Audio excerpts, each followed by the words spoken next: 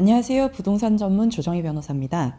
최근 뉴스 보신 분들 많으실 겁니다. 부산 기장군에서 내년 봄에 입주를 앞둔 한 신축 아파트 지하에 단지 자체 하수 처리 시설이 설치된다는 사실이 알려지면서 입주 예정자들과 시행사 사이에 분쟁이 이어지고 있습니다.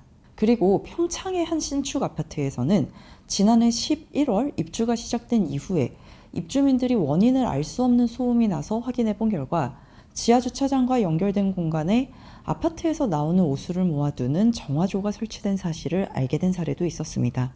주민들과 입주 예정자 입장에서는 굉장히 당황스러울 수밖에 없습니다. 내가 사는 아파트 지하에 하수 처리 시설이 들어온다고? 이런 중요한 걸 왜 분양받을 때는 제대로 설명을 안 했나? 이런 반응이 나오는 것도 충분히 이해가 됩니다. 그럼 이 문제 법적으로는 어떻게 봐야 할까요? 먼저 시행사 쪽 입장을 보면 모집 공고문에 관련 내용이 기재돼 있었고 법령상 필요한 절차와 인허가도 모두 받았다. 즉 위법은 아니라는 입주장입니다. 실제로 현행 법령상 단지 내 오수 처리 시설이나 부대 시설 자체가 원칙적으로 금지되는 시설까지는 아니라고 보여집니다. 그리고 이미 인근에 공공 하수 처리 시설 용량이 초과된 경우에는 신축 아파트 건설 과정에서 아파트 내부에 자체적인 하수 처리 시설을 두는 것이 일정 부분 불가피한 측면도 존재합니다.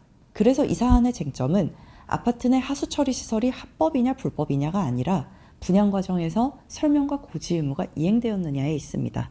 입주 예정자들이 문제 삼는 부분은 이겁니다. 모집 공고문에는 작은 글씨로만 기재되어 있었을 뿐 실제로 분양 홍보 과정에서는 하수 처리 시설의 설치를 인식할 수 있을 만큼의 직접적인 설명은 이루어지지 않았고 그래서 대다수 수분양자들이 이 사실 자체를 몰랐다는 것입니다. 여기에서 법적으로 중요한 질문이 하나 나옵니다. 모집 공고문에 작성되어 있으면 설명 의무는 다한 걸까? 이 부분은 그렇게 단순하지 않습니다. 법원은 형식적으로 모집 공고문이나 분양계약서에 적혀 있었는지 여부뿐만 아니라 실제로 계약 당시에 수분양자가 그 내용을 인식할 수 있었는지 그리고 그 내용이 분양계약 체결에 중대한 영향을 미치는 사항인지를 종합적으로 판단합니다.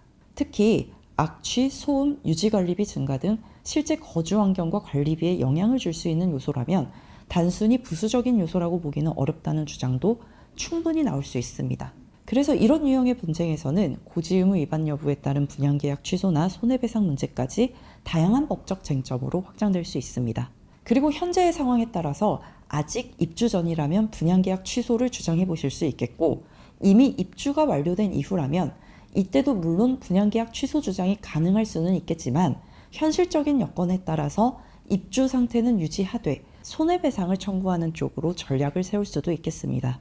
결국 이 사안의 핵심은 이 하수처리 시설 설치 사실이 분양계약에 있어 중요한 판단 요소였는지 그리고 시행사에서 이 부분을 객관적으로 알 수 있을 정도로 고지하지 않았는지 여부가 되겠습니다.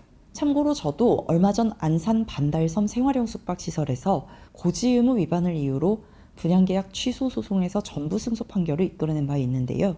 분양계약 당시 실제로 수분양자가 알았더라면 같은 조건으로는 계약을 하지 않았을 만한 사정을 시행사 측에서 고지하지 않았을 경우에는 분양계약 취소가 인정될 수 있습니다. 아무쪼록 이 신축 아파트 하수 처리장 사안도 피해가 더 커지지 않도록 잘 해결되었으면 하고요. 법적 대응까지 필요하실 경우에는 분양계약의 취소나 해지 사유에 대한 꼼꼼한 검토와 전략 수립이 필요하겠습니다. 지금까지 부동산 전문 조정희 변호사였습니다. 감사합니다.